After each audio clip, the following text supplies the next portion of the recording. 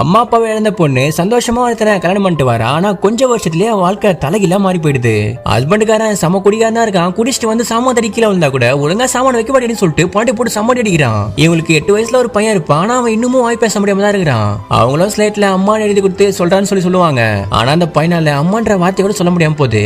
அப்பதான் அவங்க அப்பாங்காரன் வந்து அம்மான்ற வார்த்தையை அழிச்சிட்டு அப்பான்னு எழுதி இதை சொல்றான்னு சொல்ல அவன் அதை பார்த்ததுமே சிரிக்க ஆரம்பிக்கிறான். பாத்தி அடி பையனுக்கு ஏமால் தாண்டி பாசம் சொல்லிட்டு அவனை கட்டி பிடிப்பாரு.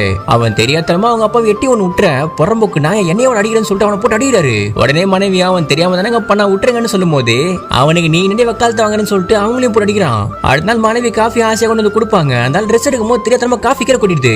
காஃபியை கூட ஒழுங்கா வைக்க மாட்டேன்னு சொல்லிட்டு மனைவி போட்டு திட்டிட்டு முன்னாடியில இருக்க காசெல்லாம் புடிங்கிட்டு இறி உன குடிச்சிட்டு வந்துச்சுன்னு சொல்லிட்டு போறான். ஃபுல்லா சரக்கு போட்டு வந்தவன் அப்படியே வீட்டுக்கு வந்து மட்டையாயிரான். தான் வாழ்க்கை இந்த மாதிரி அழிஞ்சு போச்சுன்னு சொல்லிட்டு ஹீரோயின் ஃபீல் பண்ணாத நாளே கிடையாது. அடுத்த நாள் ஹஸ்பண்டுக்காரன் ஃபுல்லா சரக்கு அடிச்சுட்டு வந்துட்டு உன்னை எப்ப கல்யாணம் பண்ணணும் அப்பயே வாழ்க்கை நாசமா போச்சுடி. பெத்து வச்சிருக்க ஒரு ரூம் பையில எது கேட்டாலும் பேன்னு சொல்லிட்டு உங்களெல்லாம் எனக்கு பார்த்தாலே பிடிக்க மாட்டேன்னு சொல்லிட்டு கத்திட்டு இருப்பான்.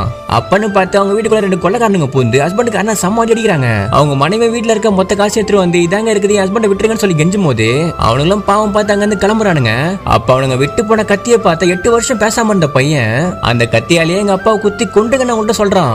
நம்ம எவ்வளவு பெரிய பாவியா இருந்தா நம்ம பையனை நம்ம இப்படி சொல்லுவான்னு சொல்லிட்டு இதை கேட்ட அவங்க அப்பா பயங்கரமா ஆரம்பிக்கிறாரு. இப்ப அடுத்த நாளே அந்த ஆளு கெட்ட பழக்கத்தெல்லாம் விட்டுட்டு திருந்தி தான் பொண்டாட்டியும் புள்ளியும் நல்லபடியா வேலைக்கு போய் பார்த்துக்கிட்டு அவங்களுக்காக வாழ ஆரம்பிச்சிடறான்.